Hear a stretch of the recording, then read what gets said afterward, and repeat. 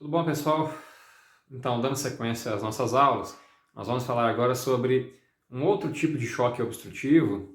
A gente falou anteriormente sobre o tamponamento cardíaco, vamos falar agora sobre o choque por tromboembolismo pulmonar. É um outro tipo que cai na categoria do choque obstrutivo também. E apesar do ecocardiograma não ser habitualmente usado para estabelecer o diagnóstico de embolia pulmonar, ele pode ser utilizado para fazer a estratificação de risco, né? Então, falar quais aqueles casos de embolia pulmonar que possivelmente têm o potencial para evoluírem de forma mais grave, como ele pode também ajudar no diagnóstico, a corroborar o diagnóstico e a conduta nos casos mais graves, nos casos que levam ao choque, né?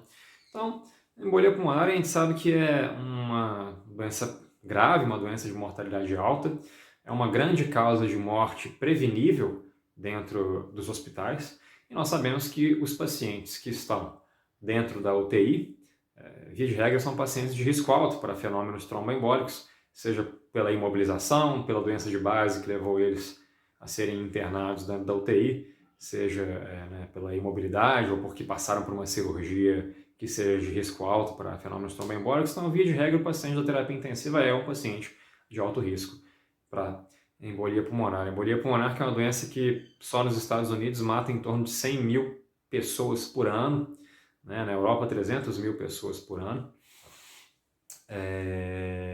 E nos casos mais graves, né, que a literatura denomina como TEP maciço ou TEP de alto risco, nos casos mais graves pode evoluir com choque, com instabilidade hemodinâmica por queda do débito cardíaco, né? Da mesma forma que a gente já viu nas outras condições que a gente comentou aqui, nem sempre o diagnóstico inicialmente é claro, né? Principalmente naquele paciente que já chega para a gente em estado grave, que já chega chocado. Esse paciente, muitas vezes, o exame físico pode, às vezes, ser um pouco confundir com outras condições, né? Pelo menos numa fase mais inicial, muitas vezes num momento em que a gente ainda não tem uma história daquele paciente, às vezes o paciente chegou já em estado grave, sem acompanhante, a gente não tem condições de obter uma história adequada, e nesse caso o ecocardiograma pode ajudar muito também a compor o raciocínio. A gente sabe que o ecocardiograma ele vai se alterar apenas em 30, 40% dos casos de embolia pulmonar. Mas conforme a embolia pulmonar vai aumentando em gravidade, né, nos casos mais graves, a gente sabe que as alterações ecocardiográficas vão ficando cada vez mais comuns, porque essas alterações ecocardiográficas se correlacionam com a quantidade de trombo que existe ali no pulmão, né? Então, se só 30% dos pacientes da população geral com embolia pulmonar vão ter alterações ecocardiográficas, a gente já sabe que quando mais do que 30% da vasculatura pulmonar está cometida pelo trombo, a maior parte dos pacientes vão ter pelo menos alguma alteração ecocardiográfica sugestiva de sobrecarga ali seja volêmico ou de pressão do ventrículo direito, né? E alguns autores colocam também que o ecocardiograma seria interessante para acompanhar a terapia desses pacientes, né? Então, se o paciente chegou com critério, por exemplo, para uso de trombólise intravenosa, o ecocardiograma feito de forma seriada poderia ser utilizado para ver como que foi a resposta do paciente a essa terapia. Se o ventrículo começou a apresentar, o ventrículo direito começou a apresentar sinais de melhora da disfunção, sinais de melhora daquele corpo pulmonar agudo, daquela hipertensão pulmonar, né? Geralmente os quadros de embolia pulmonar que estão associados a choque são quadros de êmbolos grandes, né?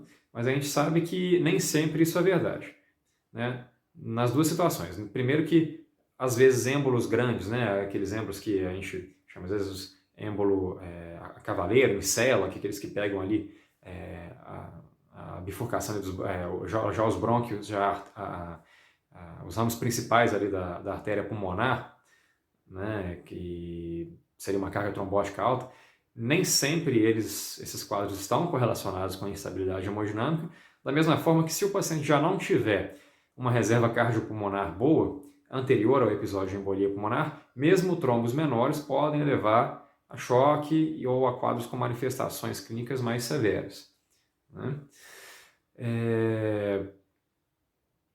A gente vê quais que são as alterações mais comuns de serem encontradas no paciente com embolia pulmonar e instabilidade hemodinâmica, principalmente nos casos com instabilidade hemodinâmica. A gente pode encontrar uma veia cava pletórica, né?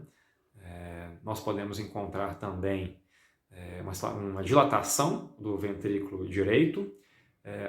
Existem alguns sinais que, apesar de não serem tão comuns, são bastante sugestivos de embolia pulmonar. Por exemplo, o sinal de McConnell, não tem uma sensibilidade tão boa assim, mas ele tem uma especificidade em valor preditivo negativo em torno de 96% para TEP, que seria uma hipocinesia da parede livre do ventrículo direito, preservando o ápice do ventrículo direito. A gente pode ter abalamento do septo para a esquerda. Nós podemos ter também, quando a gente vai comparar o tamanho do ventrículo direito com o ventrículo esquerdo, essa relação ela pode estar maior do que 1 para 1. A gente sabe que, em geral, a relação do tamanho do ventrículo direito para o esquerdo é em torno de 0,6, 0,7. Nos casos então em que está maior do que 1 para 1, ou seja, o ventrículo direito está maior, né, do que o ventrículo esquerdo durante a diástole, esses quadros, esse achado ele pode acontecer também no quadro de embolia pulmonar. No paciente dentro da terapia intensiva, nem tudo aquilo que leva à disfunção do ventrículo direito é embolia pulmonar. Então é claro que isso tem sempre que ser interpretado dentro de um contexto clínico. É sabido que uma das principais causas de disfunção do ventrículo direito na terapia intensiva são os pacientes com SARA, com injúria pulmonar, principalmente aqueles que estão sendo submetidos a altos parâmetros de ventilação mecânica. Isso pode fazer uma dilatação do ventrículo direito, uma disfunção do ventrículo direito. Então é claro que a gente tem que interpretar esses achados ecocardiográficos dentro de um contexto clínico específico. Mas, dito isso, é uma ferramenta que ajuda muito, né? A gente tive, há algum tempo atrás, tivemos um caso na UTI onde eu trabalho de uma mulher jovem que tinha sido submetida recentemente a um procedimento cirúrgico. Uma paciente que era obesa e usava contraceptivos orais, e algum tempo depois desse procedimento cirúrgico, ela estava caminhando na rua, teve uma dispneia, uma dor precordial, uma dispneia e uma síncope. Foi levada ao hospital, chegou lá chocada, hipotensa, em uso de aminos, e o uso do ecocardiograma viu, né, um ventrículo direito dilatado, hipocinético, com septo desviado para a esquerda. E pela história clínica dela, de ter sido submetida a cirurgia recente e tudo, tinha fatores de risco para poder fazer embolia pulmonar, não tinha outras comorbidades. Então, diante dessa história clínica, uma paciente jovem sem outros problemas conhecidos previamente e com esse ecocardiograma, ficou bastante então sugestivo de que pudesse ter sido uma embolia pulmonar. A paciente foi trombolizada, teve uma melhora importante do quadro hemodinâmico. Foi confirmado, né, posteriormente o diagnóstico de embolia pulmonar, e da mesma forma que no tamponamento cardíaco e que em outras condições que a gente já comentou em vídeos anteriores, eu tenho certeza que o ecocardiograma nesse caso foi fundamental para que o diagnóstico tivesse sido feito de forma mais rápida e o tratamento também instituído de forma mais rápida. A embolia pulmonar, quando é maciça, quando leva a quadro de instabilidade hemodinâmica, a gente sabe que grande parte das vezes ela mata dentro das primeiras 2 horas de evolução do quadro e com risco ainda elevado de óbito, principalmente dentro das primeiras 72 horas. Então, se o diagnóstico não for feito e o tratamento também não for feito de forma precoce, e nisso o ultrassom ajuda bastante, o desfecho do paciente pode ser muito ruim, né? Vamos dar uma olhada agora no exemplo aqui, através do vídeo, né? Vamos ver aqui na prática quais que são essas alterações comuns da gente ver no paciente com embolia pulmonar, principalmente naqueles que estão com quadros mais graves e com quadro de instabilidade hemodinâmica.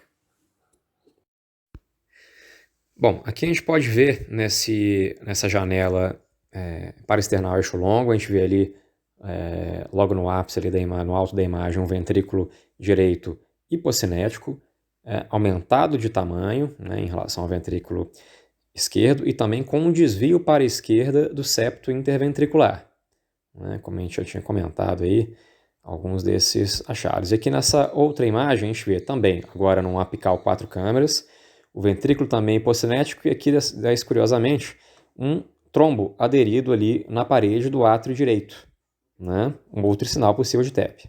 Encontro de trombos no coração direito, principalmente simóveis, eles falam a favor de que esse paciente possa realmente ter feito embolia pulmonar.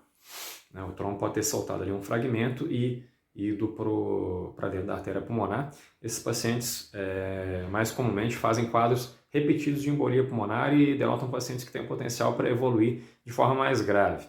Outros achados que também não são tão comuns, mas podem acontecer no ecocardiograma, é a presença, a visualização pelo ecocardiograma de trombos dentro da artéria pulmonar, nesse caso, quando são trombos mais proximais, e o também chamado o trombo em trânsito, aquele trombo que está lá no ventrículo direito, que está móvel e que pode estar indo ali para dentro caminhando ali para dentro da artéria pulmonar. São todos quadros que geralmente têm gravidade elevada.